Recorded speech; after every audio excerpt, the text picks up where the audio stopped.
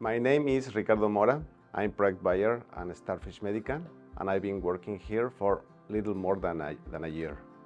My background is in international business, logistics, and procurement, and I've been working in the main companies around the world for around 15 years. Working in supply chains it's amazing. It's challenging because all days are different. New projects, new clients, new materials, new requirements. It's challenging, but it's great. A very good person to join our team would be a person who is he's not afraid to take the risk and take the responsibility to learn something new every day. That is the most important.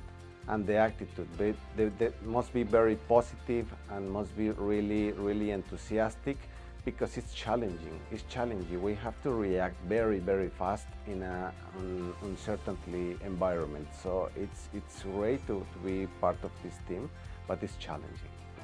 I enjoy more the work culture because people are amazing and you can really feel the West Coast vibe. I didn't know what was that before to came here, and now I know what it is.